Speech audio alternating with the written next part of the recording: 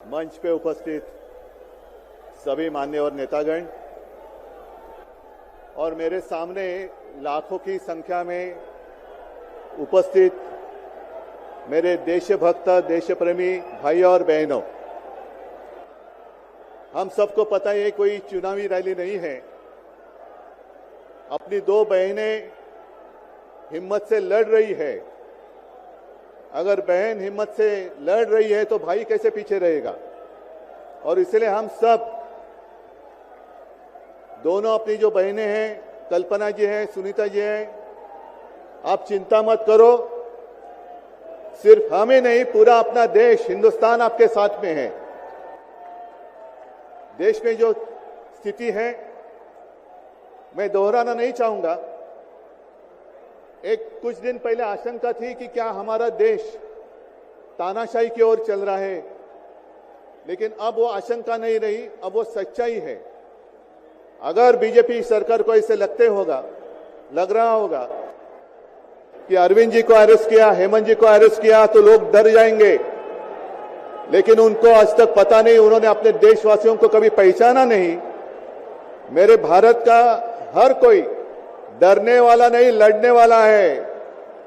और अगर हिम्मत है तो बाकी आपकी सारी एजेंसीज हैं, ईडी, सीबीआई, इनकम टैक्स, जैसे हम इंडिया गठबंधन बनाकर सबके सामने आए हैं। अगर आप में हिम्मत है तो बीजेपी को मैं कहता हूं, चुनौती देता हूं कि बाकी सारी लोगों को छोड़ दो, आप सीधा आपके बैनर पर लगा दो कि बीजेपी के साथ जो तीन साथी पार्टी है वो ईडी, इनकम टैक्स और सीबीआई है। लेकिन अब समय आया है, कितने दिन तक हम उनकी आलोचना करते रहेंगे। अब तो उनका सपना ऐसा है कि 400 पार। मैं पूरे देश को आह्वान करना चाहता हूं कि एक व्यक्ति और एक पार्टी की सरकार देश के लिए खतरनाक हो गई है और अब वो समय आया है कि एक पार्टी और एक व्यक्ति की सरकार नहीं चलेगी। पूरे देश को मैं आह्वान करता हूं कि हम सबको अब चाहिए, मजबूत देश चाहिए और मिलीजुली सरकार हमें लानी ही होगी।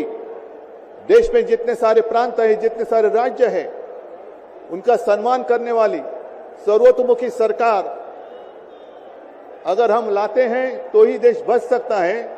नहीं तो फिर आपका सवाल है, आपका भविष्य आप किसके हाथ में देना चाहते हो।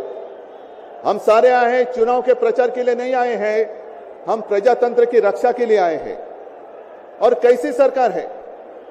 अरविंद जी के ऊपर इल्जाम लगा दिया, डाल दिया जेल में।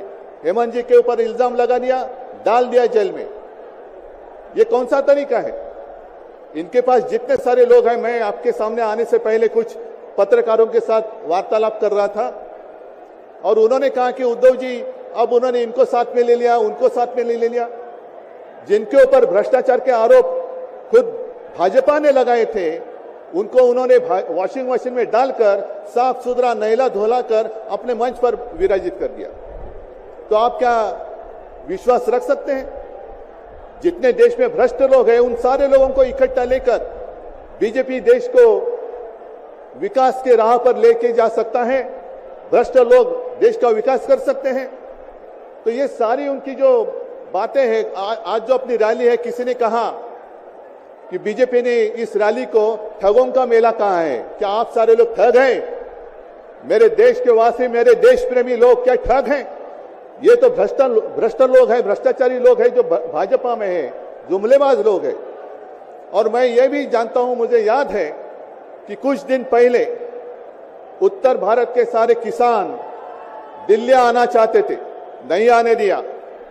उनके जो रास्ते थे उसमें खिले डाल दिए, उनके ऊपर टीयर गैस छोड़ा, लाठीचार्ज किया।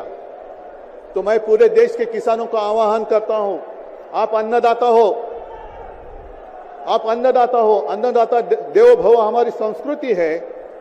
जो सरकार किसानों को आतंकवादी मानती है और जो सरकार किसानों को दिल्ली आने से रोकती है, तो पूरे अब समय है कि पूरे देश के किसानों ने किसानों को आतंकवादी समझने वाली भाजपा सरकार को दिल्ली आने से रोकना होगा। जैसे आपकी राह, उन्होंने आपके रास्ते दिल्ली आने से रोकी थी, वैसे अब किसानों ने बीजेपी को दिल्ली आने से रोकना ही होगा।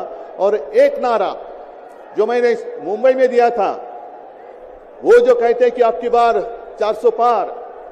मैं आपको आह्वान करता हूं कि जहां से आप आए हुए हैं आप जाओ, अपने घर पे जाओ, जहां भी जाएंगे गांव में जाओ, लेकिन एक नारा आपको देना होगा तानाशाही के खिलाफ। अब की बार भाजपा तड़ी पार, अब की बार भाजपा तड़ी पार। और ऐसे तानाशाही करने वाली सरकार अब हम दिल्ली आने नहीं देंगे। यही शपथ लेकर आगे हमें जाना होगा। और फिर से एक बार सुनीता जी, कल्पना जी, आप चिंता मत करो, पूरा देश आपके साथ है। आप लड़ाई जीतेगी और हम सब लड़ाई जीतेंगे, प्रजातंत्र जीतेगा।